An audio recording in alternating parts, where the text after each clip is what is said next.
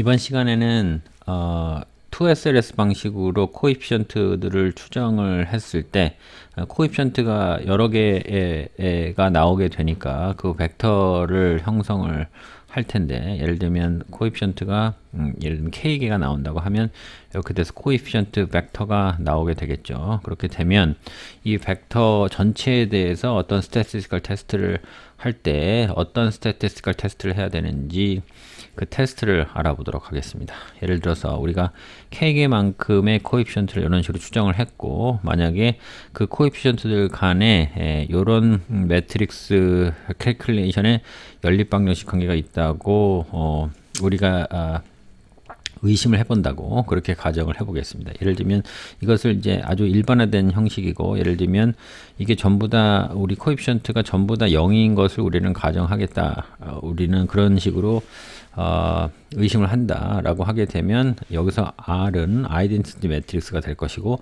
여기서 S는 이제 0 벡터가 될 것입니다. 지난 시간에 코에피션트 2SLS로 드라이브한 코에피션트 에스티메이터는 평균적으로 베타를 컨시스턴트하게 트레이싱하고 적용법을 따르는데 분산이 이렇게 된다고 드라이브를 했습니다. 9-19 지난번 강의에서 드라이브를 했습니다. 즉 9-19에서 2SLS 형식으로 드라이브한 코에피션트는 평균적으로 베타로 수렴하고 분산은 이 정도가 된다. 라는 것을 9-19에서 결론을 내렸습니다. 자, 그렇게 되면 이 시그마 제곱의 값은 우리가 모르기 때문에, 예를 들면 우리가 이것은 실제로 관측하는 우리 옵저베이션과 우리가 추정하는 우리가 프로젝션한 베타 햇으로 이렇게 나눈 오차가 되겠죠. 이것이 요것을 트래킹 할 수 있다고 가정하면 실제 관측치 우리가 추정한 것 사이의 오차를 평균을 낸 것으로 시그마 제곱 분산을 트래킹을 하고, 그 다음에 Q라는 매트릭스는 QT라는 매트릭스가 T가 커짐에 따라서 리미팅을 취했을 때 나오는 것이니까 우리는 그 리미팅 비헤이비어는 모르고 우리는 심플리 T개만큼의 옵저베이션만 가지고 있으니까 그냥 QT로서 Q를 트래킹을 하면 되지 않느냐. 일단 이런 식으로 작전을 세워 보겠습니다. 즉 우리가 얘기하는 것은 우리가 베타라는 벡터, 그러니까 코에피션트가 전체 모여 있는 요 벡터 전체에 대한 베타 1은 어떻고 베타 2는 어떻고 베타 k는 어떻고 간에 이런 형식 전체를 요 관계 전체를 테스트하고 싶을 때 어떤 스태티스티컬 테스트를 해야 되는지를 알고 싶은 것이고, 일단 작전은 우리가 알고 있는 정보는 2SLS로 드라이브한 코에피션트 에스티메이터는 이런 디스트리뷰션을 따르고, 그럴 경우에 우리가 에스티메이트이 필요한, 우리가 추적이 필요한 파라미터 값은 시그마 제곱, 그 다음에 Q인데 시그마 제곱은 샘플 베리언스로 대체를 하고, 그 다음에 Q라는 매트릭스는 QT로서 대체를 하면 되겠다라는 것이 이제 첫 번째 접근 방법이 되겠습니다. 자, 우리가 알고 있는 디스트리뷰션은 우리가 만약에 x라는 베어리어블이 정규분포를 따른다고 하면 x의 제곱은 카이스퀘어 제곱을 따르는 것은 알고 있죠. 그렇게 되면 우리가 지금 요 가정을 r이랑 베타랑 곱한 매트릭스가 s라는 벡터로 수렴하는지를 판단하기 위해서 지금 이런 식으로 꾸며 보게 되면 요러한 벡터는 지금 B의 물결 표시가 정규분포를 따르고, 그 다음에 R과 S는 우리가 의심하고자 하는 것들이 포함된 상수값입니다. 그러니까 디스트리뷰션에는 영향을 안 끼치죠. 그러니까 지금 이렇게 우리가 스태티스틱을 세팅을 하면 이것은 정규분포를 따르고, 그렇죠? 그러면 이것을 두 번 곱한 거는 카이스퀘어 제곱을 따른다는 것을 일단은 확인을 할 수가 있겠습니다. 자, 그 다음에 우리가 만약에 샘플 스태티스틱을 이렇게 만든다고 가정을 해보겠습니다. x는 정규분포이고 그의 시그마 표준 편차로 스케일링을 해서 그 평균이 0인 만약에 정규분포를 따른다고 하면 이런 식으로 스태티스틱을 짜면 이것은 카이스퀘어 분포를 따르겠네요. 왜냐하면 x의 0이고 시그마는 상수니까 그냥 이것은 정기 분포를 하는 베어리어블 하나의 제곱값입니다. 그래서 이것은 카이스퀘어 분포를 따를 것이고, 그러니까 무슨 얘기냐면 우리가 어떤 x라는 정기 분포를 가지고 있는 변수에다가 그 변수 값의 베어리언스 값을 제곱을 해서 베어리언스 값으로 나누어서 그 분포를 구하면 그것은 카이스퀘어 분포를 따를 것이다. 이렇게 되는 것이고요. 자, 그러면 우리가 지금 알고 있는 분산값은 뭐에 대한 분산값을 알고 있냐면 베타 물결 표시에 대한 분산값을 이렇다는 것을 알고 있습니다. 그런데 우리는 지금 어떤 스태티스틱을 꾸미고 있냐면 지금 이렇게 변화를 준 스태티스틱을 꾸미고 있고, 그것도 심지어는 제곱을 해서 지금 이런 식으로 세팅을 합니다. 그래서 이것이 지금 카이스퀘어를 따를 것이라고 했는데, 지금 요 로직에 따르면 이런 정규 분포를 따르는 것에다가 스케일링을 시그마로 한다고 하면 우리가 지금 비물결 표시에다가 r이라는 벡터를 매트릭스를 추가로 곱했기 때문에 우리가 예전에 잘 알고 있는 관계, x라는 베어리어블의 베리언스가 시그마 제곱일 때 거기에다가 c라는 상수값을 곱하면 베리언스는 제곱만큼 늘어난다는 걸 알고 있죠. 그러니까 무슨 얘기냐면 b라는 비물결 표시라는 베어리어블에 r이라는 매트릭스를 곱하게 되면 이렇게 새로 탄생한 베어리어블의 베리언스는 r을 2번 곱한 것만큼 늘어나게 됩니다. 즉 우리가 요 스태티스틱의 베리언스가 이것인 거를 알고 있고, 그 다음에 거기다가 r이라는 것을 곱하게 되면 지금 요 c제곱이랑 똑같은 논리로 r을 앞뒤로 곱한 것만큼 베리언스가 늘어나게 되겠습니다.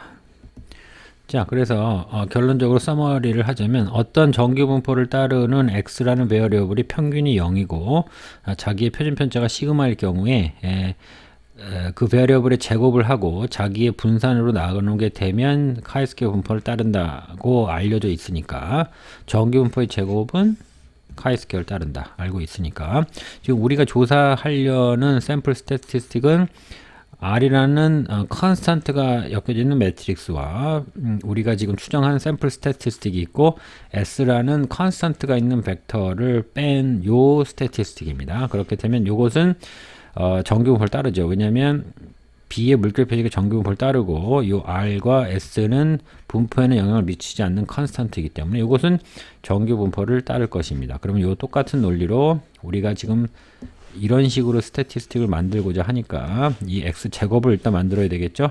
제곱을 만들려면 지금 이 노말을 따르는 분포를 2번 곱해서 제곱을 만들고, 그 다음에 스케일링을 뭘로 하냐면 본인 자신의 분산으로 합니다. 근데 분산은 지금 B의 물결 표시의 분산이 요것이고 그 앞에다가 지금 R만큼을 곱했으니까 분산은 R의 제곱의 속도로 늘어납니다. 그렇게 해서 이렇게 두 개를 곱하게 되면 이런 식으로 스태티스틱을 만들게 되면 심플리 시그마 카이스퀘어 제곱 분포를 따르게 된다. 그래서 결론적으로 얘기하면 이렇게 됩니다.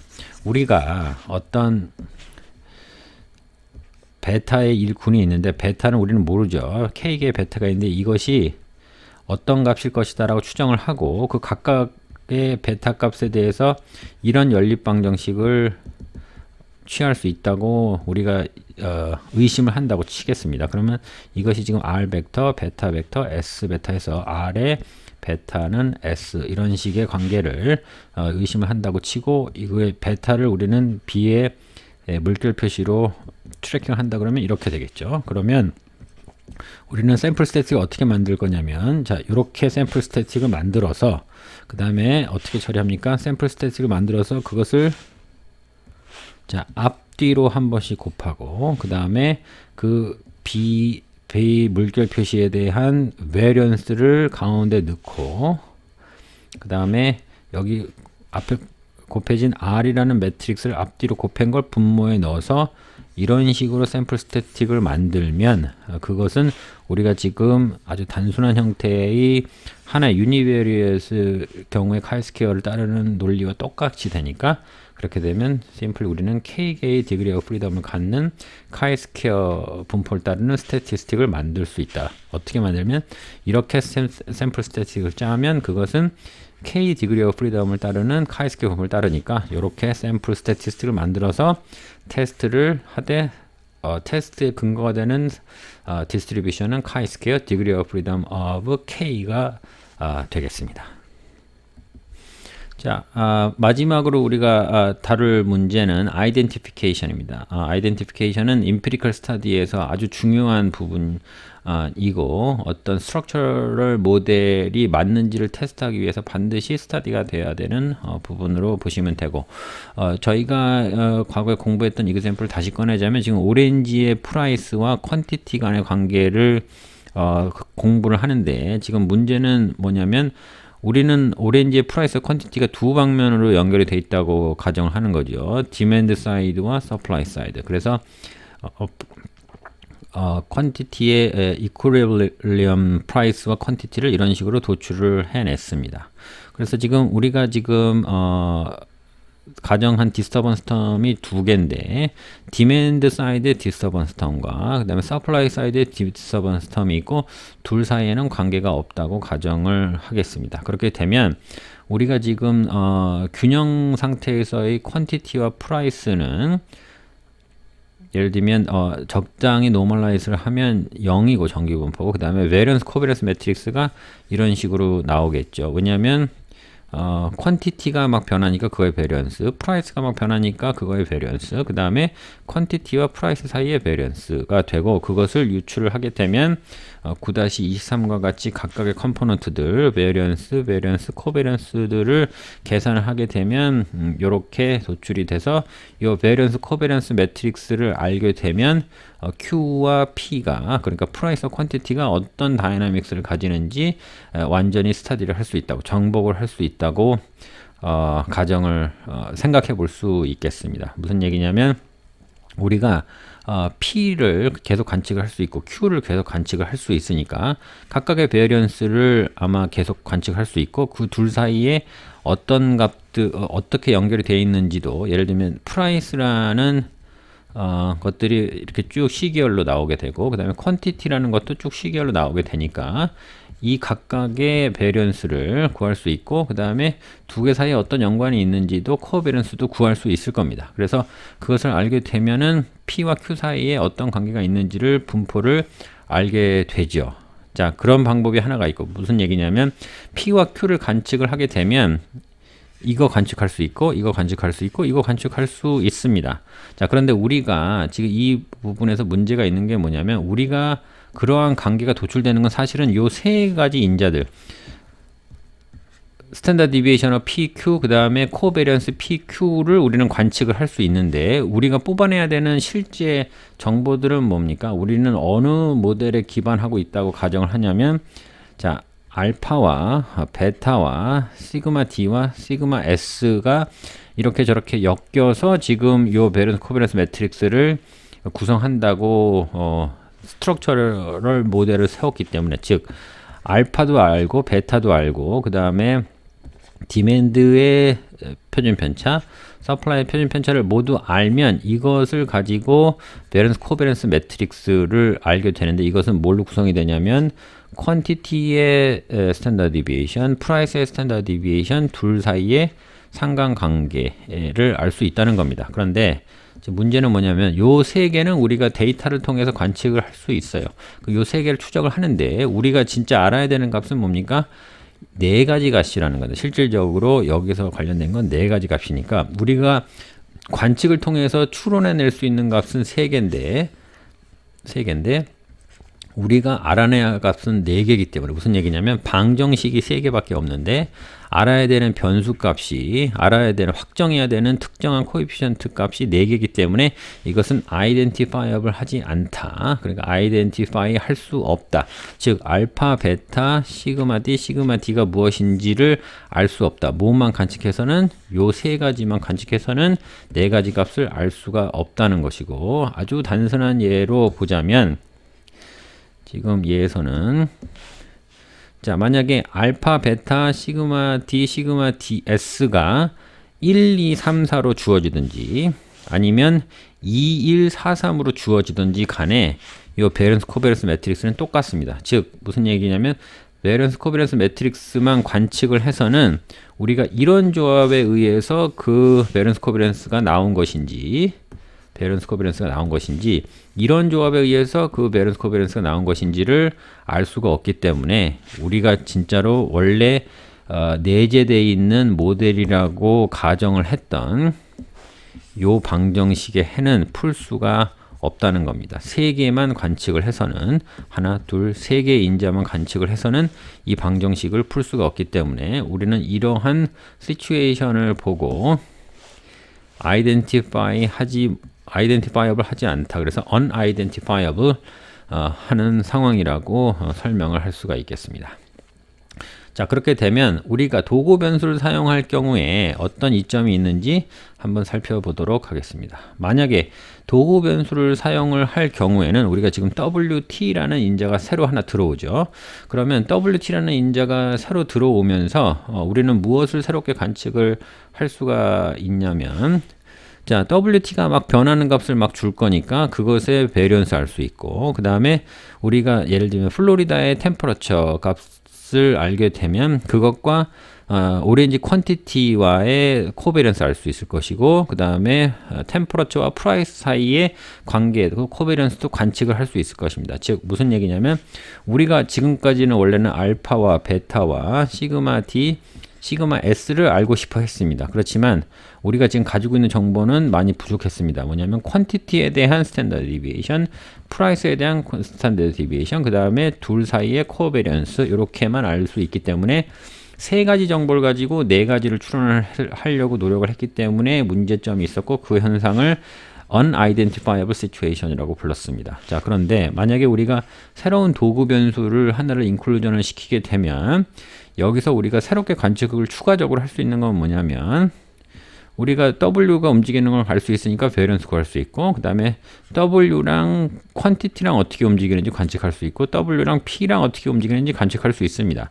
그러면 우리는 지금 6개의 인자를 관측을 할 수가 있고, 그러면 우리가 이 W라는 인자가 새롭게 인클루전이 됨에 따라서 새롭게 추가적으로 아이덴티파이를 해야 되는 것은 몇 개가 늘어나는지 보겠습니다.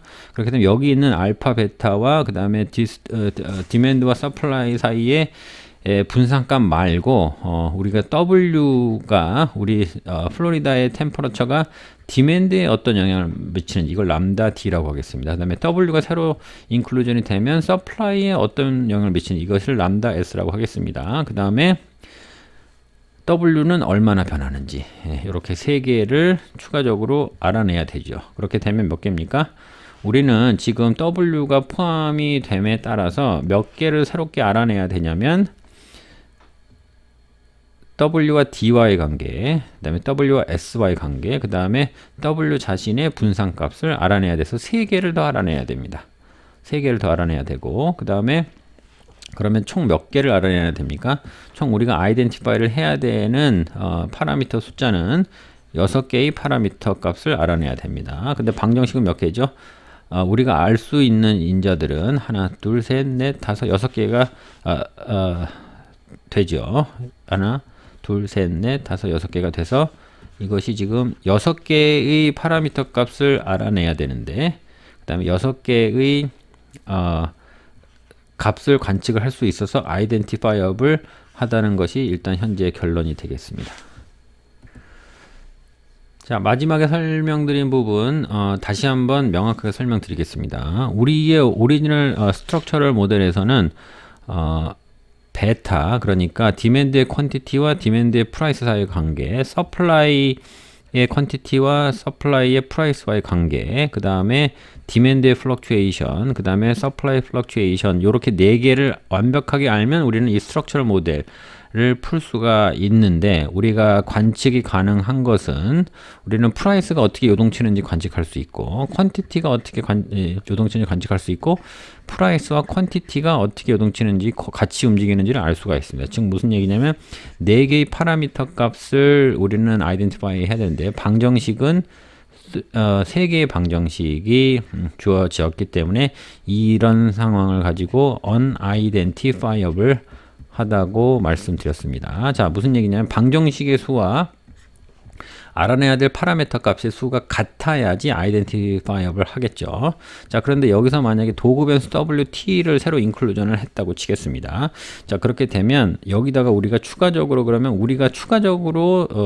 define을 해야 되는, 그러니까 알아내야 되는 파라미터 값은 뭐냐면 W가 얼마나 움직이는지, 자, 그 다음에 W가 디맨드에 움직이는 미치는 영향을 프락시하는 코에피션트, WT가 서플라이를 프락시하는 어떻게 움직이는지를 링크하는 코에피션트를 알아내야 돼서 총 7개의 파라미터 값을 디파인을 해야 됩니다. 여기 3개, 여기 2개 해서 7개를 총 디파인을 해야 됩니다. 우리가 관측을 WT를 새롭게 관측함에 있어서 우리가 추가적으로 관측할 수 있는 오브젝트들은 WT가 어떻게 움직이는지, 그 다음에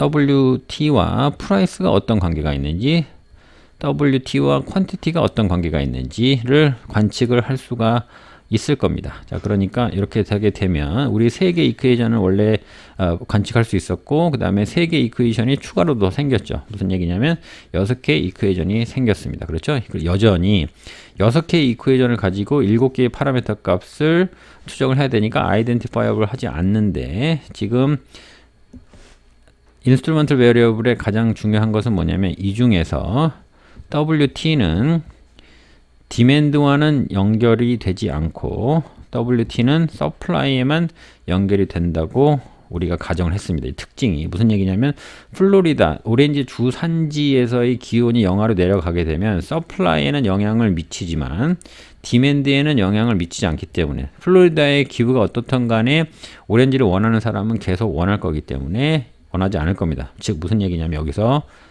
디맨드와의 관련성에 대해서는 조사할 필요가 없어지기 때문에 7개의 파라미터를 조사하는 것이 아니라 6개의 파라미터만 조사하면 되고, 이퀘이션은 여전히 6개이기 때문에 이 경우에 아이덴티파이어블 하다는 뜻이고, 그것이 도구 변수의 핵심이 되겠습니다. 즉 무슨 얘기냐면 도구 변수가 하나가 세팅이 되게 되면 이 중에서 알아내야 될 코에피션트 중에 하나를 빼냄으로써 이 중에서 7개를 에스티메이트 해야 되는 게 아니라 6개만 알아내면 되는 거고, 여전히 우리가 관측해야 되는 것은 6개의 observable 오브젝트가 있기 때문에 6개의 미지수를 알기 위해서 6개의 방정식을 활용할 수 있기 때문에 identifiable situation이 된다. 그래서 결론은 도구 변수는 어느 한쪽에 미치는 영향은 있대, 어느 다른 한쪽에 미치는 영향을 없다고 가정을 시켜서 아이덴티파이를 해야 되는 파라미터 값을 하나를 줄여서 우리가 가지고 있는 방정식의 개수와 알아내야 될 미지수의 값을 맞추는 그런 도구 변수를 구하면 되는 것이고, 그래서 도구 변수는 한쪽에는 영향을 못 미치고 한쪽에는 영향을 미치는 그런 특성을 가진 도구 변수여야 한다. 그래야만 방정식의 숫자와 파라미터 숫자가 같아진다. 그래서 이러한 WT, Instrumental Variable의 특징을 Exclusion Restriction 이라고 부르고 있습니다. 즉 도구 변수를 고를 때 한쪽으로는 영향을 미치지 않고 한쪽으로는 영향을 미치는 도구 변수, 그런 특성을 가지는 도구 변수를 고르게 되면 우리가 이 스트럭처 모델에서 우리가 관측하고 있는, 여기서는 6개의 관측치만 가지고 6개의 파라미터 값을 완벽하게 아이덴티파이어블 할 수 있게 해주기 때문에 도구 변수의 특징은 Exclusion Restriction, 한쪽으로는 관계가 없고 한쪽으로는 관계가 있는 그런 특징을 가진 도구 변수를 골라야만 이런 레셔널이 가능해진다는 것이 도구 변수의 특징이 갖추어야 될 속성이 되고, 이런 속성 때문에 인스트루멘탈 베리어블을 쓰면 스트럭처 모델을 우리가 아까 초기에 했던 2개의 방정식 Q의 T와 디맨드 사이드, 그 다음에 Q의 T와 서플라이 사이드, 요 2개의 스트럭처 모델에 있는 파라미터 값을 전부 다 아이덴티파이 할 수 있게 해준다는 것이 도구 변수의 유용성이 되겠습니다.